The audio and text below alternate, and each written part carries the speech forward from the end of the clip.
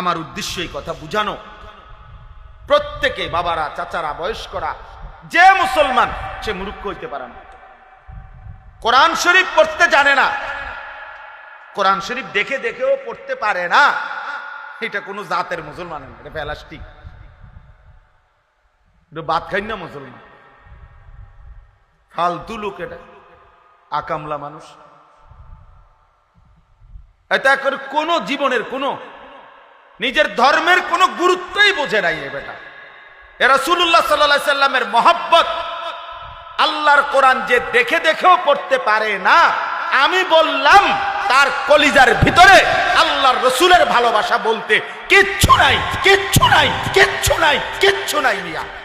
আমি বললাম, আপনি চ্যালেঞ্জ করে, আমার নাম আনিসুর রহমান, আমি বললাম। কারণ রাসূলুল্লাহ সাল্লাল্লাহু আলাইহি সাল্লাম এই পৃথিবীতে, কোরআনুল কারীমে আল্লাহ তাআলা 4 বার বলছে এই পৃথিবীতে নবীজিকে, রসূলকে আমি পাঠিয়েছি 1 নাম্বার যে উদ্দেশ্য, সেটা হলো ইয়াতলু আলাইহিম আয়াতিহি, কোরআনুল কারীমের তেলাওয়াত। নবীর সাথে উম্মতের প্রথম সম্পর্ক কোরআনের তেলাওয়াত,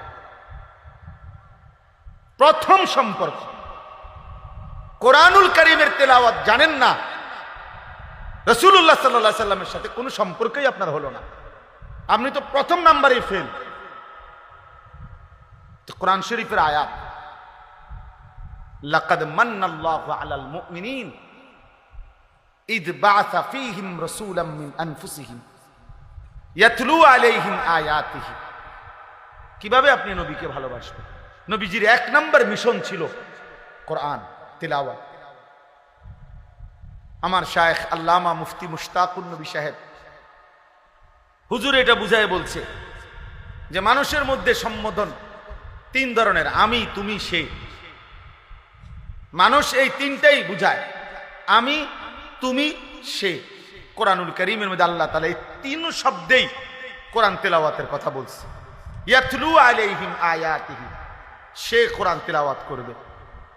উতলু ইলাইকা মা উহিয়া মিনাল কিতাব, নবীকে বলছে তুমি, আপনি কোরআন তেলাওয়াত করেন। আবার নবীজি বলছে আমার আল্লাহ আমাকে আদেশ করছে আন আতলু আল কোরআন, আমি যেন কোরআন পড়ি। তাহলে কোরআন পড়বো আমি, কোরআন পড়বেন আপনি, কোরআন পড়বে সে। আমি, তুমি, সে, সবাই কোরআন পড়বে। কোরআন পড়বে কে বলেন না? আমি। আর কে? তুমি। আর কে? সে। তাইলে কোরআন আমিও পড়বো, আমার বাপও পড়বে, আমার মাও পড়বে, আমার স্ত্রীও পড়বে, আমার ছেলেটাও পড়বে, আমার মেয়েটাও পড়বে, আমার নাতিও